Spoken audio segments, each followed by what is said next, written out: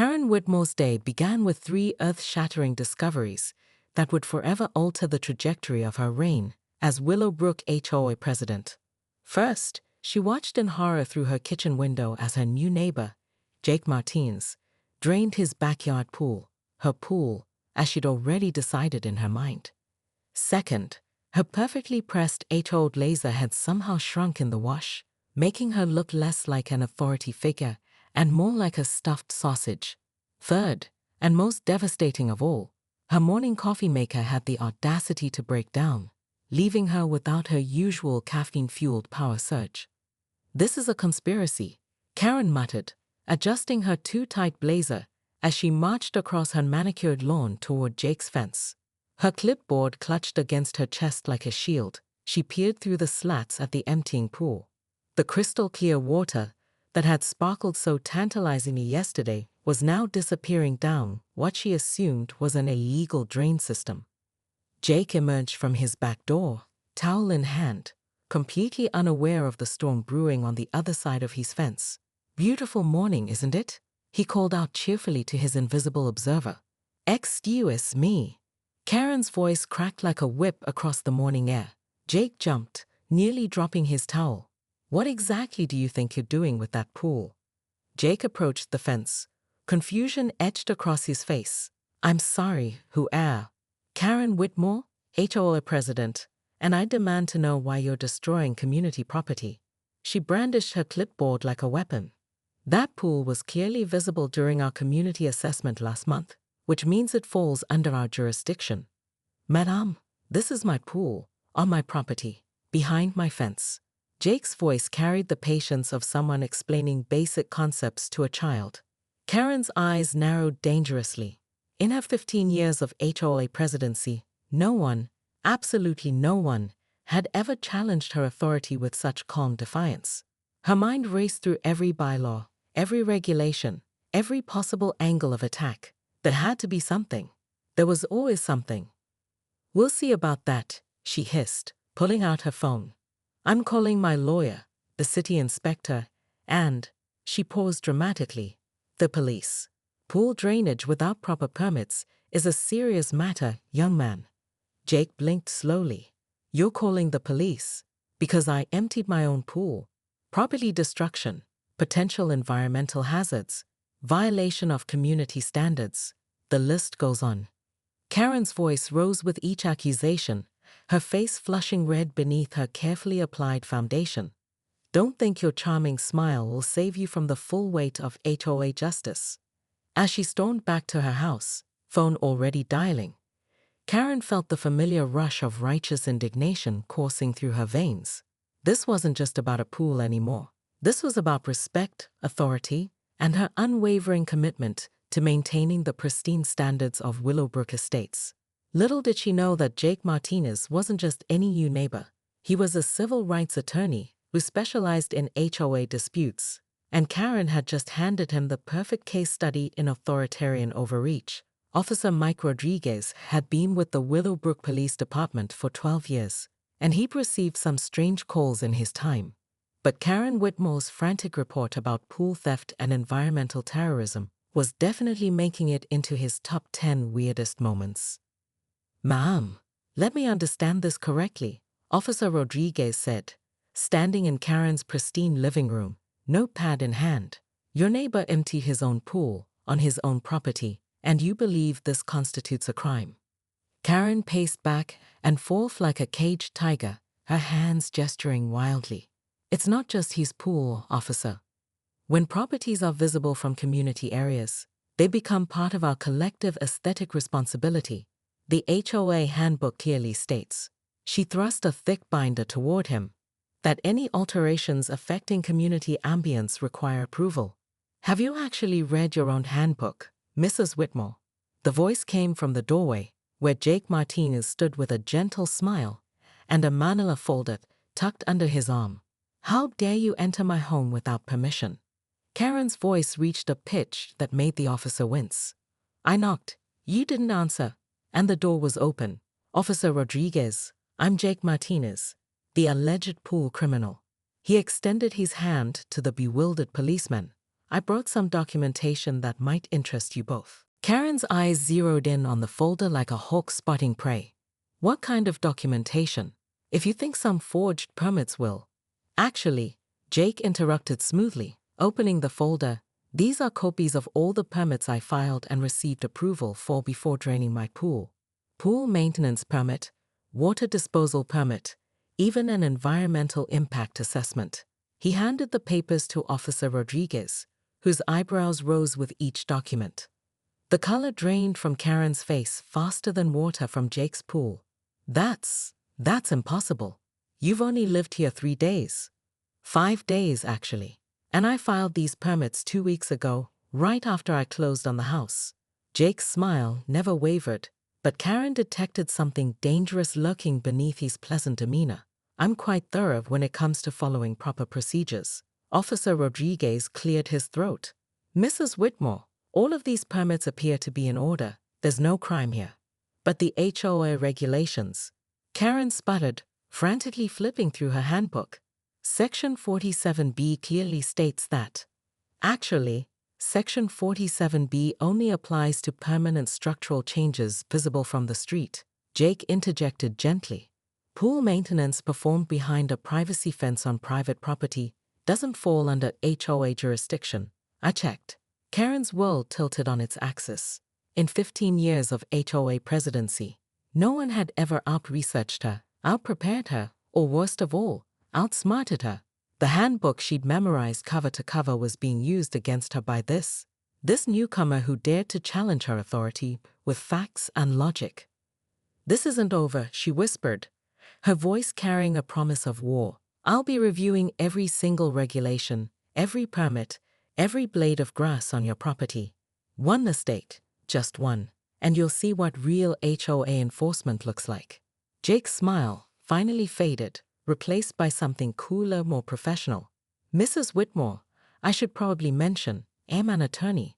I specialize in HOA disputes and property rights. This has been quite educational. As Officer Rodriguez excused himself and Jake returned to his house, Karen stood alone in her living room, surrounded by scattered handbook pages and the smoking ruins of her authority. But instead of defeat, she felt something else entirely, the thrill of a worthy opponent. The game was just beginning. Karen's home office had transformed overnight into a war room. Color-coded charts covered every wall, red string connected various photos and documents like a detective's conspiracy board, and her printer worked overtime producing copies of every municipal code, property record, and satellite image she could find. Her husband Gary peeked in once, took one look at his wife's manic grin and wild hair, and quietly closed the door. Gotcha, Karen whispered, highlighter poised over a decades-old city ordinance. Water drainage systems installed after 1987 required annual inspections if they exceed. She trailed off, reading the fine print that exempted residential pools under 20,000 gallons. Another dead end. Her doorbell rang at exactly 9 a.m. Karen straightened her blazer, she'd bought a larger size, and marched to the door, expecting to find a delivery or perhaps a neighbor ready to join her crusade against Jake Martinez. Instead, she found herself face-to-face with 3 people in official-looking polo shirts, clipboards in hand. Mrs. Whitmore, I'm Patricia Chen from the State HOA Regulatory Commission. We've received some concerning reports about potential overreach in your community association. Karen's blood turned to ice. What kind of reports? Anonymous complaints about harassment, improper use of police resources, and possible violations of homeowner rights. Patricia consulted her clipboard with practiced efficiency. We'd like to conduct a routine audit of your HOA practices, if you don't mind. This is Jake's doing. Karen breathed, her mind racing. He's trying to destroy me, destroy everything I've built here. Patricia exchanged glances with her colleagues. Ma'am, we take these matters very seriously. Could we review your complaint logs, correspondence records, and any recent enforcement actions? Karen's war room suddenly felt less like a command center and more like evidence of obsessive behavior. She led the investigators inside, her hands trembling slightly as she tried to remember which documents might be considered concerning by outside observers. This is quite extensive, one of the investigators murmured, examining her wall of charts and photos. Is this all related to one homeowner? Mr. Martinez is a clear and present danger to community standards, Karen declared, but even to her own ears, the words sounded hollow.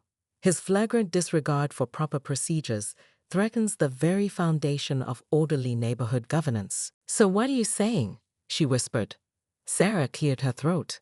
We're saying maybe it's time to step back, take a break, let things cool down. You're firing me. It wasn't a question. We're asking you to consider a temporary leave of absence, Tom corrected, until the state investigation concludes and we can assess the situation properly. Karen gathered her materials with shaking hands, her vision blurring with unshed tears. 15 years of dedication, sacrifice, and unwavering commitment to their shared community, and they were abandoning her over one stubborn lawyer with a pool. As she reached the door, Dorothy called out softly, Karen, Jake Martinez left something for you. She held out a sealed envelope. Karen took it without speaking and walked out into the humid evening air. Under a streetlight, she opened the envelope and found a single sheet of paper with a handwritten note. Mrs. Whitmore, I moved to Willowbrook because I heard it was a well-managed community with strong leadership. Your dedication to this neighborhood is obvious, even if your methods need some adjustment. When you're ready to talk about reasonable solutions instead of total war, I'll be next door. Also, I'm having a pool party this weekend. You're invited. Jake? P.S. I refilled the pool. It looks great. Karen stared at the note for a long time, listening to the distant sound of laughter from Jake's backyard. For the first time in weeks, she felt something other than rage or righteous indignation. She felt curious. But as she walked toward her house, Karen couldn't shake the feeling that Jake Martinez was still playing a game she didn't fully understand. And despite everything that had happened, she found herself looking forward to finding out what his next move would be. After all, the best opponents always kept you guessing. Patricia photographed several of the charts, paying particular attention to the timeline Karen had constructed of Jake's daily activities.